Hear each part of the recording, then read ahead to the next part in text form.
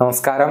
Raf talks ഫുട്ബോളിലേക്ക് ഏവർക്കും സ്വാഗതം. മാഞ്ചസ്റ്റർ സിറ്റിയുടെ അർജന്റീൻ സൂപ്പർ താരമായ ഹൂലിയൻ ആൽവറസിനെ സ്പാനിഷ് ക്ലബ്ബായ അത്ലറ്റിക്കോ മാഡ്രിഡ് ഇപ്പോൾ സ്വന്തമാക്കുകയാണ്. ഒട്ടുമിക്ക മാധ്യമ പ്രവർത്തകരും ഇക്കാര്യം ഇപ്പോൾ സ്ഥിരീകരിച്ചു കഴിഞ്ഞിട്ടുണ്ട്. വലിയ ഒരു തുകയാണ് ഇപ്പോൾ ഈ ലാലിഗ ക്ലബ്ബ് താരത്തിന് വേണ്ടി ചിലവഴിക്കുന്നത്.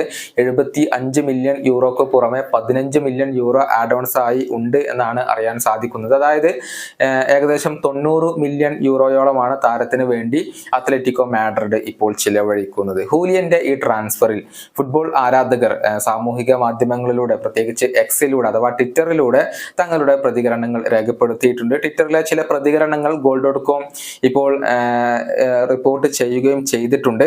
അതിലൊരു ആരാധകന്റെ അഭിപ്രായം ഇങ്ങനെയാണ്: ഞാൻ എൻ്റെ ജീവിതത്തിൽ കണ്ട ഏറ്റവും മോശം ഡീലുകളിൽ ഒന്നാണ് ഇത്. ഇത്ര വലിയ തുകയൊന്നും ഹൂലിയൻ അർഹിക്കുന്നില്ല.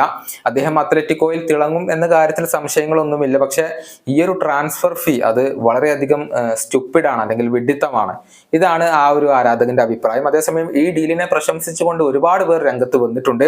വരുന്ന സീസണിൽ അത്ലറ്റിക്കോ മാഡ്രിഡ് പൊളിച്ചെടുക്കും എന്നാണ് ഒരു ആരാധകന്റെ അഭിപ്രായം.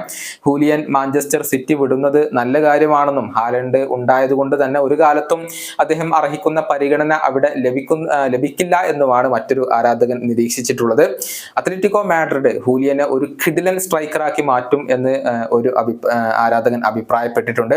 അതേസമയം തെറ്റായ ദിശയിലാണ് ഹൂലിയൻ ആൽവറസ് സഞ്ചരിക്കുന്നതെന്നും അഗ്യൂറോയെ മാതൃകയാക്കിക്കൊണ്ട് ഹൂലിയൻ ആൽവറസ് മാഞ്ചസ്റ്റർ സിറ്റിയിൽ തന്നെ തുടരണമായിരുന്നു എന്നും ഒരാൾ ഇപ്പോൾ അഭിപ്രായപ്പെട്ടിട്ടുണ്ട്. ഏതായാലും ഹൂലിയന്റെ കൂടുമാറ്റം അത് ഇപ്പോൾ ഫുട്ബോൾ ലോകത്ത് വലിയ രൂപത്തിൽ ചർച്ച ചെയ്യപ്പെടുന്നുണ്ട്.